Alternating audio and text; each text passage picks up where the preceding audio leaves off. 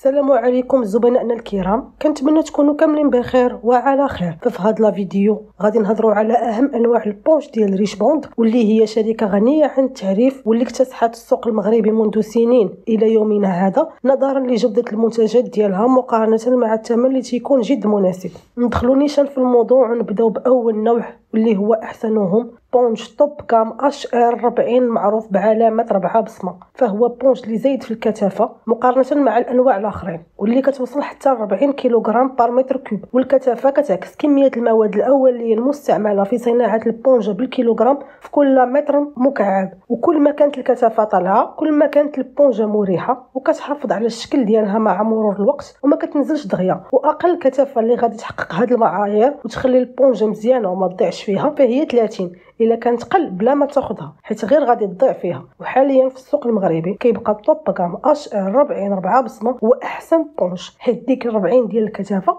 كتكون في ديك البونجه البيضاء اللي كتشكل 80% من حجم البونجه، عكس شي شركات اللي كيقول لك هذه بونجه HR50 وفاش كتجي تقلبها كتلقى فقط ديك الورقه اللي كتكون دايره على البونجه واللي كتكون فيها 3 سنتيم هي اللي واصله ل 50، واللي ما كتشكل حتى 10% من حجم البونجه. وديك اللي كتكون بيضاء كتكون الا كثرت 30. ودابا ندوزو للنوع الثاني واللي هو HR35 واللي الكثافه ديالو 35، الشيء اللي كيخليه يكون عنده واحد التوازن مثالي ما بين المتانه والمرونه، وكيناسب جميع انواع الصالونات وصالح للجلاس وحتى النعاس. وبالنسبه للنوع الاخير فهو الاكثر شهره واللي هو 33 ABS، وهو تعرف اكثر حيت بونج ديال الدوام وفي نفس الوقت ثمنه مناسب للجميع. وحتى هو بونج اللي عالي الكثافه وبونج اللي كتحس به شاد في راسو وكيقاوم الدرك والاستعمال اليومي، غير هو تيكون قاصح شويه في الجلسه مقارنه مع الانواع الاخرين اللي ذكرت. وباش يولي رطب شويه كنزيدوا عليه ديك الورقه لابياس اللي كتكون دايره على البونجه باش كيولي مريح اكثر في الجلسه وفي نفس الوقت اغوندي. وهاد التجربه اللي كتشوفوا هي خير دليل على جوده البونش ABS 33 ديال ريشبوند. فكامل وداز عليها بتقلو كامل وبالروايد بجوج